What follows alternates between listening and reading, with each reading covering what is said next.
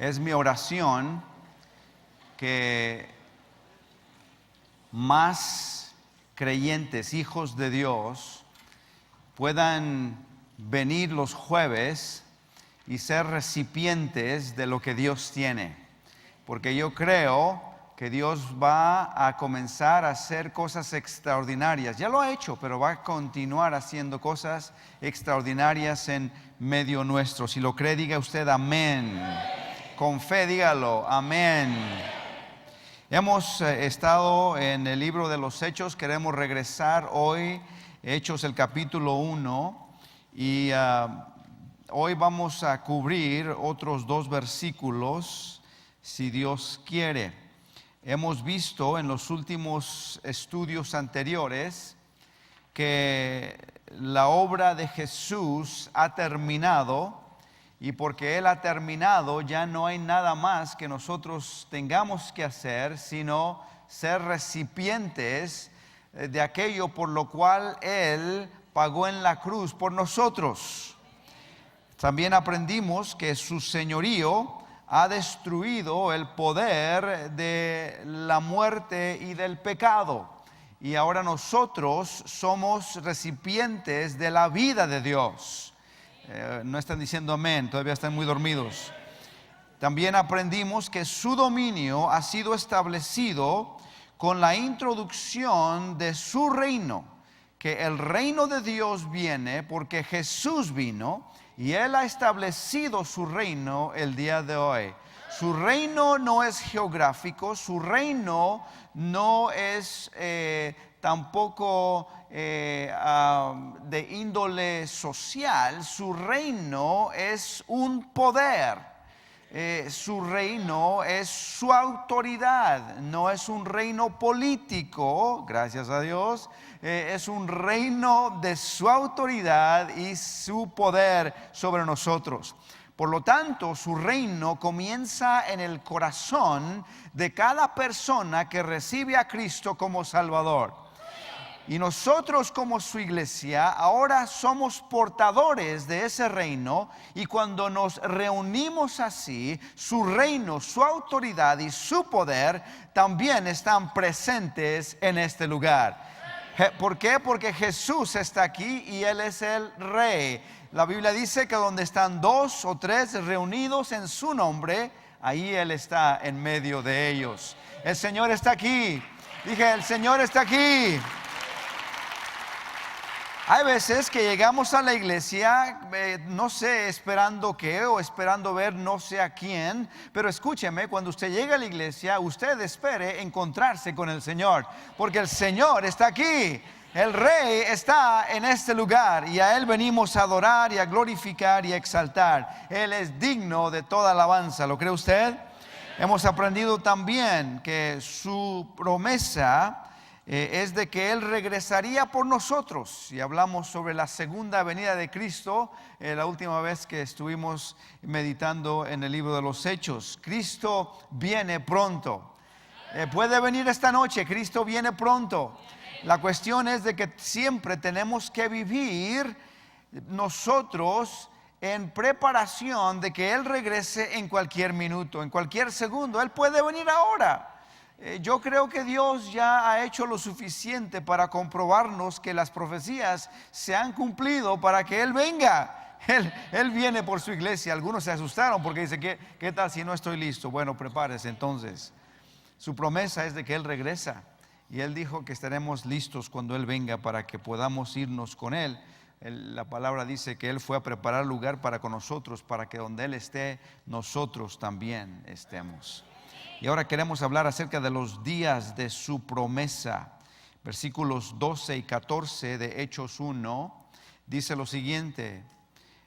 Voy a leer hasta el versículo 14, voy a comenzar el versículo 12. Dice, entonces volvieron a Jerusalén desde el monte que se llama del Olivar, el cual está cerca de Jerusalén, camino de un día de reposo. Y entrados subieron al aposento alto donde moraban Pedro y Jacobo, Juan, Andrés, Felipe, Tomás, Bartolomé, Mateo, Jacobo, hijo de Alfeo, Simón el celote y Judas, hermano de Jacobo. Todos estos perseveraban unánimes en oración y ruego con las mujeres y con María, la madre de Jesús, y con sus hermanos. Hay un número de lecciones que podemos aprender de lo que sucedió después de la ascensión. Dice la Escritura, otra vez, si me permiten repetirlo, que entonces volvieron a Jerusalén desde el monte que se llama del Olivar, porque ahí es donde Jesús ascendió, y a propósito ahí es donde va a descender otra vez. Es el monte de los olivos, donde Jesús es tomado al cielo y donde la Escritura dice que regresará otra vez un día, el cual está cerca de Jerusalén, camino de un día de reposo, es decir, un sábado. Y entrados subieron al aposento alto donde moraban las personas que ya les mencioné, no lo voy a repetir. Este pasaje nos dice que cuando regresaron a Jerusalén, fueron al aposento alto. ¿Dónde fueron? Este es el mismo lugar donde habían celebrado la última cena con el Señor. Es el mismo lugar donde habían estado después de la resurrección. No sabemos con exactitud dónde está localizado ese lugar, pero hoy en día en Jerusalén hay un lugar donde se cree que el aposento alto un día estuvo. Ya no, yo personalmente he estado ahí varias veces, pero ese lugar no es el mismo en el cual el Señor estuvo, aunque muchos tienen ese entusiasmo por estar ahí. No es el mismo lugar porque fue destruido cuando Jerusalén fue destruido en el año 70 después de Cristo. Pero hay un lugar que se ha edificado sobre los fundamentos que datan a más de 1200 a 1400 años. De hecho, es muy probable que este edificio fue erecto en el mismo sitio donde el aposento alto originalmente estaba, es decir, que no es el mismo edificio, es otro edificio, pero fue edificado en el mismo sitio geográfico. Y por lo tanto, cuando usted visite la Tierra Santa, usualmente ese es un punto donde los guías llevan a todos los turistas a conocer. Pero el lugar geográfico no es tan importante, sino más bien lo importante es lo que sucedió ahí por causa de la obediencia de los discípulos. Hay algo que tenemos que saber sobre la obediencia, que la obediencia produce bendición. Hay muchos que piensan que simplemente pueden desobedecer y bueno, de todas maneras nada va a pasar. Bueno, sí va a pasar. Mucho va a pasar. No estoy diciendo que necesariamente vas a ser castigado, pero sí estoy diciendo que lo que va a pasar de seguro es de que no vas a recibir lo que hubieras recibido si fueses obediente. Y nos damos cuenta, y aquí tenemos en este pasaje, que algo extraordinario sucedió en ese lugar. Yo creo que varias cosas sucedieron extraordinarias, pero ninguna que se compara a esta que vamos a hablar. Y sucedió por causa de la obediencia de ellos.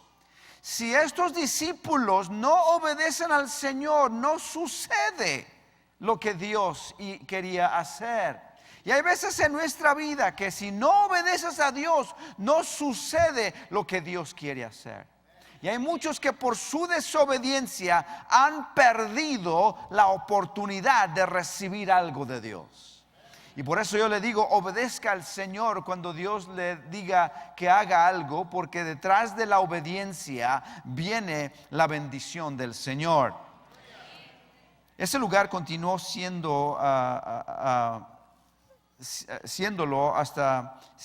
este lugar siguió siendo el lugar de reunión para ellos, aún después del derramamiento del Espíritu Santo, porque ahí se reunieron y se continuaron reuniendo hasta que ya el lugar era insuficiente en cuestión de tamaño para alojar a la gran cantidad de personas que estaban viniendo al Señor durante esa época. Después los vemos reunidos en un segmento del templo que se llama el Pórtico de Salomón, donde se reunían más personas. Y en el primer día de la vida de la iglesia, los 120 se convirtieron en 3,000 y necesitaban otro lugar para reunirse. Oh, que Dios nos dé esa clase de crecimiento. En un solo día 3,000 vinieron a los pies de Jesucristo. Y yo creo que si nosotros nos convertimos en la clase de iglesia que Dios quiere que seamos, veremos esta clase de cosas suceder también. Porque escúcheme, el libro de los Hechos todavía no ha concluido. Nosotros somos parte del libro de los Hechos y Dios quiera que la iglesia en el camino quede registrado en los libros allá en el cielo como una iglesia que hizo algo significativo aquí en la tierra. Así como Jerusalén, que quedemos registrados como un pueblo que buscó a Dios y que vio la gloria del Señor. ¿No lo cree usted?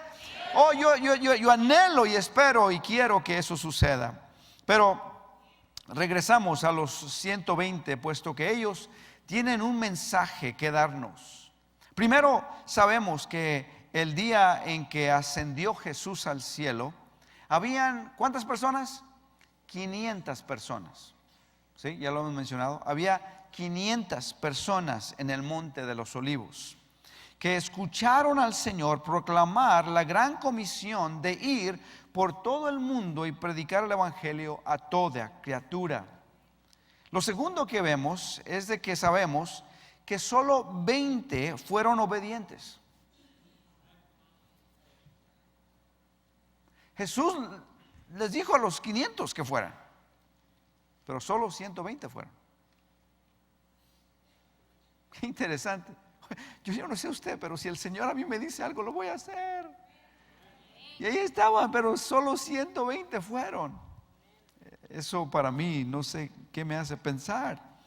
Pero la verdad es de que hay un gran número de personas que, a pesar de experimentar la gloria de Dios, siguen en la desobediencia. Y había 500 y solo 120. ¿Qué pasó entonces con el resto? ¿Solo 120 fueron obedientes? ¿Y los demás? ¿Dónde están? ¿Por qué no regresaron ellos también? Y la pregunta que yo quiero hacer a todos aquí presentes: ¿a cuál grupo perteneces tú?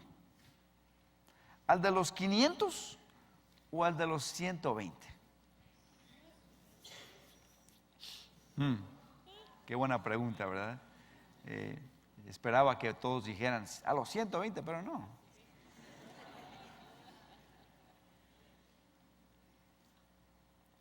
Estos 500 conocieron la majestad del Rey ascendido. Fueron testigos de lo que Él había hecho y cómo Él fue entronado en lo alto. Pero no siguieron caminando para recibir lo que Dios tenía para ellos.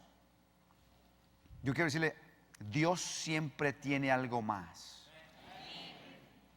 En todos los años que tengo de ser creyente, Dios siempre tiene algo más. Y entre más conozco al Señor, más me doy cuenta que no lo conozco de nada. Que Dios siempre tiene algo más, que lo que Él tiene para ofrecer es mucho más grande que lo que yo jamás pueda conocer. Y por eso Dios siempre tiene algo al otro lado de la esquina para ti. Pero estos 500 habían experimentado eso. Habían visto la extensión y su dominio en su reino. Hoy en día hay muchos que han permanecido hasta el día de hoy simplemente como los 500. Gente que piensa que es suficiente con vivir una vida que simplemente reconoce la realidad de la persona de Jesús, o la verdad de la palabra eterna de Dios, o la redención en forma completa. Y aún invitan y llaman a otros para que la conozcan. Pero no hay nada malo con eso. De hecho, es algo muy bueno porque todo eso es verdad. Pero el problema es de que no vienen a experimentar lo otro más que Dios tiene, la vida en el dinamismo del Espíritu Santo. Hoy es para mí tan sorprendente que uno de los temas que más está llamando la atención es el bautismo del Espíritu Santo, aún dentro de iglesias carismáticas.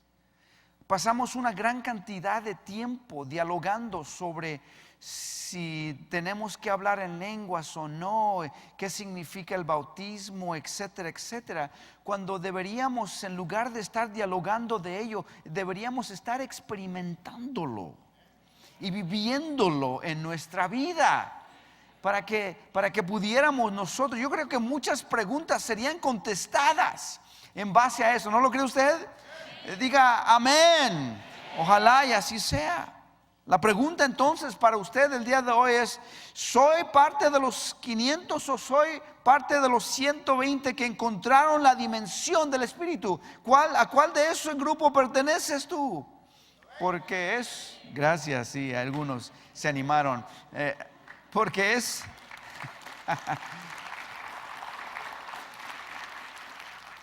solo cuando entramos en esta dimensión del Espíritu Santo que cosas que están fuera de nuestro control empiezan a suceder.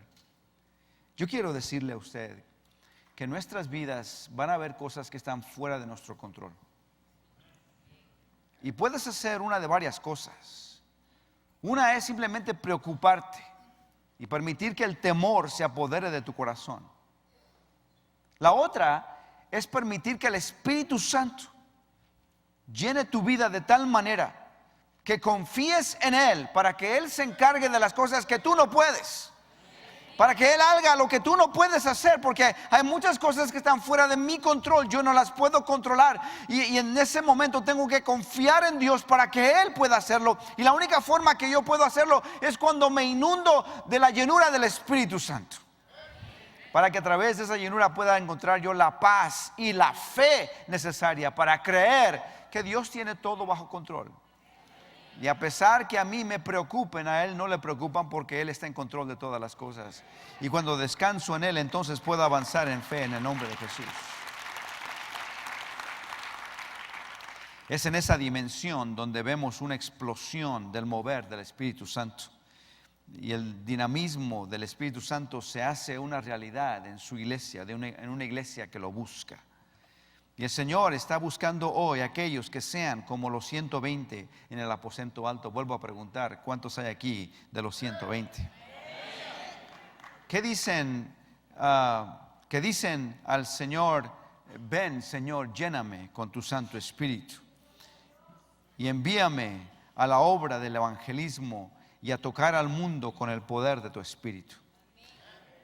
Y no podemos engañarnos a nosotros mismos pensando que es suficiente con honrar a Dios por lo que Él ha hecho en Cristo, y no estamos abiertos a permitir que Jesús derrame de su Espíritu en nosotros para avanzar lo que Él quiere hacer en el mundo. En otras palabras, no es suficiente solamente creer que Cristo hizo cosas buenas, sino que ahora Dios puede hacer cosas buenas a través de mí.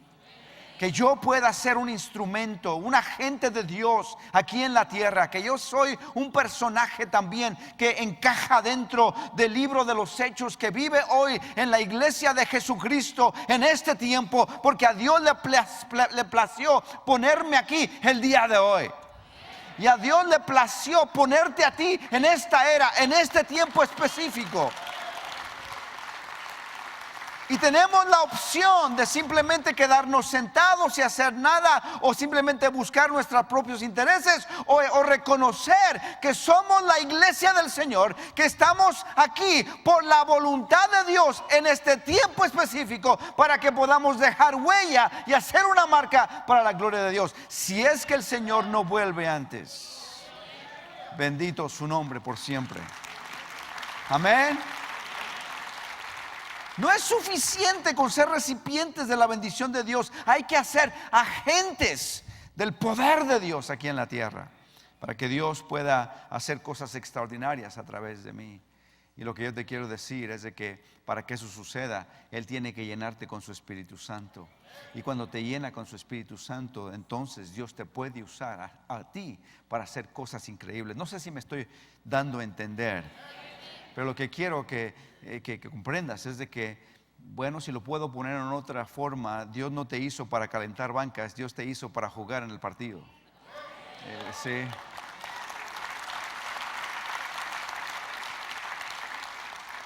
Que son los que juegan, son los que meten goles, o son los que juegan, que ensastan, son los que juegan, que anotan, son los que juegan, los que participan, son aquellos que tienen el mayor gozo en el partido. Tú lo puedes disfrutar de un asiento, pero escúchame, es el placer de Dios usarte a ti para marcar una diferencia aquí en este mundo. No solo somos llamados a afirmar con el testimonio de Jesús y regocijarnos en lo que Él puede darnos, sino que quiere que seamos nosotros encendidos con las lenguas del fuego de lo alto y encender al mundo en fuego espiritual para la gloria de Jesús. Oh, que Dios te use a ti en gran manera. Mi anhelo es que Dios te use. No seas espectador, no digas, a ver qué van a hacer hoy, sino más bien di, ¿qué puedo yo hacer hoy? ¿Cómo me puedes tú usar hoy, Señor? Úsame a mí. Úsame a mí, Señor. La verdad es de que los mayores ministerios están donde tú trabajas, porque tú eres el faro de luz que Dios ha colocado ahí para comunicar las buenas nuevas. Yo no puedo llegar, pero tú sí. La verdad es de que tú tocas personas que yo nunca podré tocar, y ahí es donde está el ministerio. Tú eres el que llevas ese ministerio. No es el personaje que llena estadios, es el individuo que va uno a uno tocando y ministrando a las personas, porque ahí radica el cambio y el poder de Dios. Y Dios te quiere usar a ti. Oh, no menospreciamos nada de lo que Dios hace, pero la verdadera misión está donde tú vas y donde tú tocas con el amor de Cristo y el poder del Espíritu Santo. Tú eres un agente de Dios en esos lugares. Pero para eso tenemos que ser como los 120, que buscaron a Dios con una pasión y una intensidad increíble. El versículo 14 dice que todos estos perseveraban unánimes en oración y ruego con las mujeres y con María, la madre de Jesús, y con sus hermanos. Hay dos palabras aquí que marcan para mí algo importante, y después de hablar de esto me gustaría que oráramos juntos, ¿le parece? Pero hay dos palabras que en el versículo 14 que creo que son importantes de establecer. Primero, la palabra unánimes, y segundo, la palabra oración. Uno es un lugar de pasión. La palabra unánimes en el original es la palabra que usamos para medir el clima. De ahí salen las palabras termómetro. Tiene que ver con temperatura.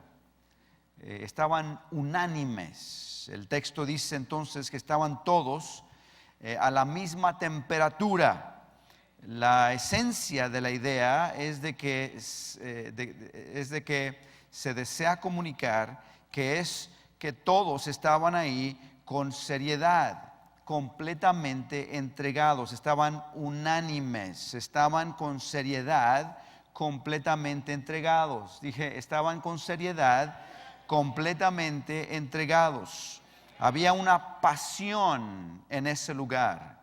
Esto no simplemente quiere decir que estaban unidos, ciertamente lo estaban en común acuerdo, pero era más que simplemente un acuerdo de decir, oye, estamos bien, nos ponemos de acuerdo, sino más bien estaban unánimes, estaban de acuerdo, pero había algo más, había una intensidad. Es como cuando un equipo de fútbol dice, ¿saben qué? Vamos perdiendo, pero tenemos que echarle ganas, y todos estaban de acuerdo. Cuando todos estaban haciendo su parte, y como que aumenta la intensidad en el deseo, en el uso de sus talentos, la temperatura sube, como que se juega a otro nivel. Esa es la palabra aquí. Estaban unánimes, algo se había encendido en sus corazones, y estaban ellos fervorosamente buscando a Dios, porque estaban de acuerdo. ¿Estaban de acuerdo en qué? Estaban de acuerdo que iban a recibir la promesa que Jesús les había dado.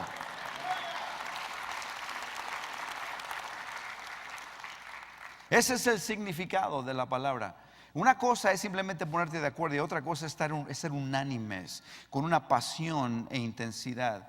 Pero para entender todo el contexto necesitamos la segunda palabra, la palabra oración. La palabra es la palabra súplica. Súplica es la palabra que ahí los traductores han traducido como oración, pero es la palabra súplica. Y cuando pensamos en súplicas, casi siempre pensamos en un mendigo pidiendo limosna. Alguien que está suplicando, dame por favor.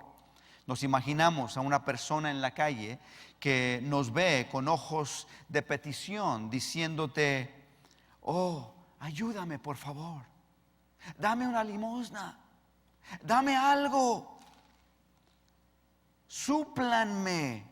Ustedes son los que suplen y yo recibo lo necesario.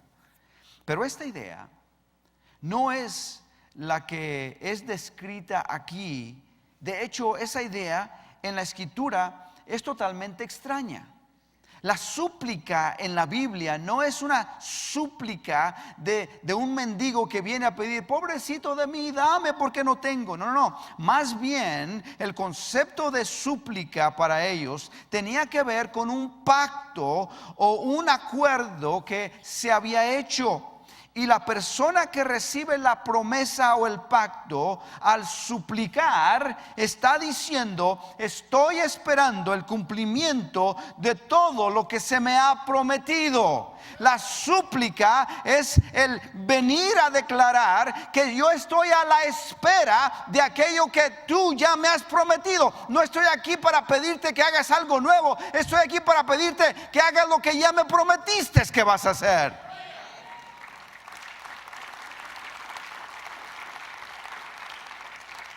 No era un esfuerzo por forzar a Dios para cumplir con el acuerdo. No es nosotros mendigando al Señor, tratando de forzarlo a que de alguna manera escuche lo que necesitamos. No es como si estuvieran en el aposento alto haciendo ruido para que Dios les prestara atención. Lo que sí estaban diciendo era lo siguiente. Escuche, lo que estaban diciendo es, nosotros somos los que hemos decidido que no nos vamos a consolar con menos de lo que Dios tiene para nosotros. Y no nos vamos a ir, vamos a elevar la intensidad, vamos a seguir a la espera con enorme expectativa, porque Él ha prometido y Él lo va a hacer. Y suplicamos y oramos y hablamos con Dios a la espera de sus promesas. Hermano querido, hay más promesas aquí que lo que tú y yo estamos recibiendo. Y no es cuestión de que Dios nos llame a venir de rodillas pidiéndole, Señor, lléname, porque Él ya ha prometido que Él nos ha bendecido con toda bendición espiritual en los lugares celestiales. Él ya nos ha dicho que somos más que vencedores en Cristo Jesús. Él ya nos ha dicho que a través de su sangre nosotros hemos sido perdonados. Él también nos ha dicho que Él es el buen pastor y nada nos faltará. Esas son promesas de Dios. Y cuando yo vengo a suplicarle, no vengo yo a mendigar, yo vengo a declarar que lo que Dios me ha prometido, yo quiero que Dios me lo dé. Y no me voy hasta que Dios me lo dé. Eso es lo que estaban haciendo en el aposento alto. A veces que la gente pregunta, ay, la oración es tan difícil, acabo mi lista de peticiones, ya no sé qué decir. Es porque estás pensando en la forma equivocada. Tienes que llegar a la oración diciendo, Señor, yo sé que tú lo has prometido. Y estoy a la expectativa de aquello que tú vas a hacer en mí, Señor, y no me voy a satisfacer con menos que lo que tú tienes para mí. Yo no voy a quedarme satisfecho con nada menos que lo que tú tienes para mí. Y estoy aquí, Señor, porque quiero ser recipiente de todo aquello que tú has prometido en mi vida. Aleluya, bendito su nombre. Y por 7 días esperaron. Por 7 días esperaron. Estuvieron ahí 7 días. No me escuchó. Le suena fácil y sencillo, ¿verdad? 7 días estuvieron ahí. 7 días decidieron estar esperando la promesa de Dios. La idea de la súplica es de que no me consuelo con menos que lo que se me ha prometido. Y Jesús les había prometido muchas cosas. Ve algunas promesas, por ejemplo, que vemos solamente en los versículos que ya hemos visto, del versículo 1 al 12, aquí en el libro de Hechos. Solamente viendo las promesas del libro de los Hechos. Dice esto en el versículo 8: y recibiréis poder. Es una promesa. El versículo 4 dice: esperen el cumplimiento de la promesa. El versículo 5 dice: seréis bautizados con el Espíritu Santo dentro de pocos días, número 1. Segundo, serán llenos del Espíritu Santo. Y tercero, recibirán poder o habilidad. Esto es lo que Dios les había prometido. Él dijo: no se vayan de Jerusalén hasta que reciban estas cosas. Y ellos se quedaron ahí hasta que fue derramado el Espíritu Santo. 7 días esperaron. Ellos respondieron a esta promesa diciendo: aceptamos tu promesa, Señor. Aceptamos tu promesa. Esperamos hasta que recibamos todo lo que estas promesas nos ofrecen. La llenura y el sumergimiento de su propia vida en el mismo fluir del poder de Dios. Y al recibir esto, reciben una habilidad que va más allá de su propia habilidad. ¿Qué es lo que hace que Pedro, que había negado al Señor días antes, ahora pueda predicar un sermón donde 3,000 vienen a los pies de Jesús? El poder del Espíritu Santo. ¿Qué es lo que transforma a una persona de esa manera? El poder del Espíritu Santo. ¿Qué es lo que hace que discípulos que estaban escondiéndose, temerosos de los hombres religiosos y de los soldados romanos, ahora salgan a la calle hablando en lenguas y saltando y glorificando a Dios, de tal manera que hicieron tanto ruidajo que todo el pueblo los escuchó y vinieron para ver qué es lo que estaba sucediendo? ¿Qué es lo que cambia a una persona así? La llenura del Espíritu Santo. Cuando Dios te cambia, tú cambias. Cuando Dios te llena, tú cambias. Cuando Dios te llena, las cosas cambian a nuestro alrededor. Oh, Dios quiera que esta iglesia se llene del poder del Espíritu Santo y de una disposición de responder a la comisión de ir por todo el mundo con un mensaje del reino de Dios. Yo creo que hoy, más que simplemente escuchar, me gustaría que podamos nosotros ser así también. Y yo te voy a invitar que te pongas en pie, porque una cosa es hablar de algo y otra cosa es experimentarlo. Y me gustaría que tomáramos unos minutos. Escúchame, querido. Vamos a orar para que estemos unánimes, que podamos elevar la temperatura espiritual de nuestra vida. Y la vamos a elevar confiando en las promesas de Dios, porque cada una de tus necesidades tiene una promesa de Dios. Si tú estás enfermo, la Biblia dice que Él es el quien nos sana. Si estás padeciendo necesidad financiera, Él es el que provee todo lo que nos falta de acuerdo a sus riquezas en gloria en Cristo Jesús. Si tú tienes problemas relacionales, Él es nuestra paz.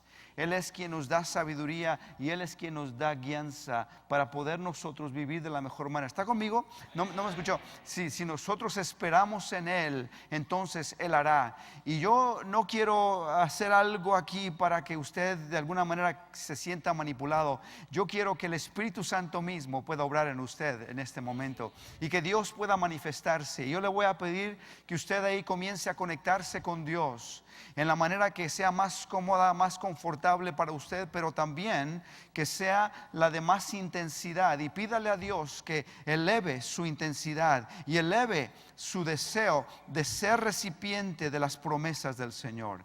Ahí donde está, comienza.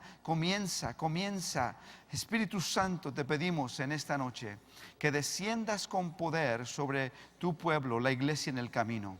Porque nosotros así, Señor, como los 120, estamos deseosos de ser recipientes, Señor, de todas las promesas que tú has dado a tu pueblo.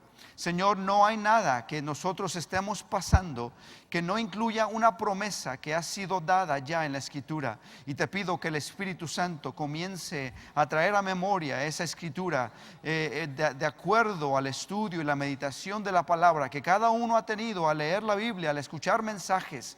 Que tú comiences, Señor, a obrar en el punto de su necesidad y en el punto, Señor, donde ellos están viviendo el día de hoy. Padre, glorifica.